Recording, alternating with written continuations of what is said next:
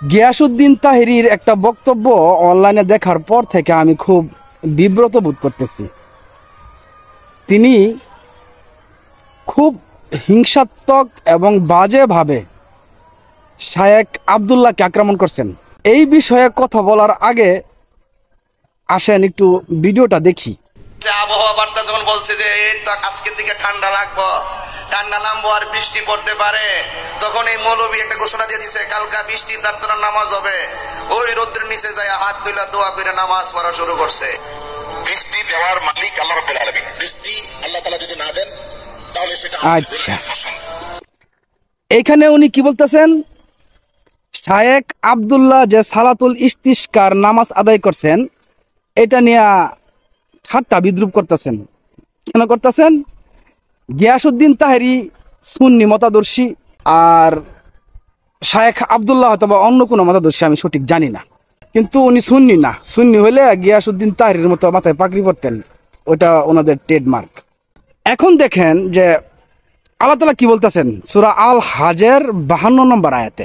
ওইখানে তিনি বলতেছেন হুজুর সাল্লাল্লাহু আলাইহি ওয়াসাল্লামকে উদ্দেশ্য করে, আর আমি তোমার পূর্বে যে রাসূল এবং নবী পাঠিয়েছি তারা যখন পাঠ করে সেই পাঠে শয়তান কিছু নিক্ষেপ করে, কিন্তু শয়তান যা নিক্ষেপ করে আল্লাহ তা মুছে দেন এবং আল্লাহ তার আয়াতসমূহকে সুপ্রতিষ্ঠিত করেন। কি বলছেন আল্লাহ? যে হুজুর পাক সাল্লাল্লাহু আলাইহি সাল্লামের আগে যে সকল নবী রাসূল আসছেন তাদের কাছে যখন আল্লাহ আয়াত পাঠাইতেন এবং সেই আয়াত যখন তারা পাঠ করতেন, সেই পাঠের ভিতরে শয়তান কিছু মিশাই দিত, ওয়ার্ড ঢুকাই দিত, শব্দ মিশাই দিত।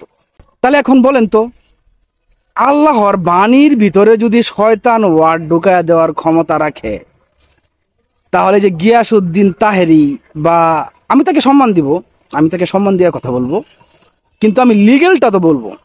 গিয়াসউদ্দিন তাহেরী এবং তার মতো অন্যান্য যারা ইসলামী স্কলার আছে, আলেম আছে, যারা অন্য আলেমদের বিরুদ্ধে বিষোদাগার করে, শুধুমাত্র তার গোত্রের মতাবলম্বী না হওয়ার কারণে, সুন্নি না হওয়ার কারণে, বা তার সাথে মানে টুকিটাকি কোনো বিষয়ে সাংঘর্ষিক মতবাদের কারণে যে ভয়ঙ্কর ভাবে ওয়াজের মঞ্চে বৈশা একজনের বিরুদ্ধে আরেকজন বদনাম করে, গীবত করে, বিষোদাগার করে, বিভক্তি সৃষ্টি করে, নিজেদেরকে দলে উপদলে বিভক্ত করে, তাদের ক্ষেত্রে শয়তান কি ভূমিকা রাখবে?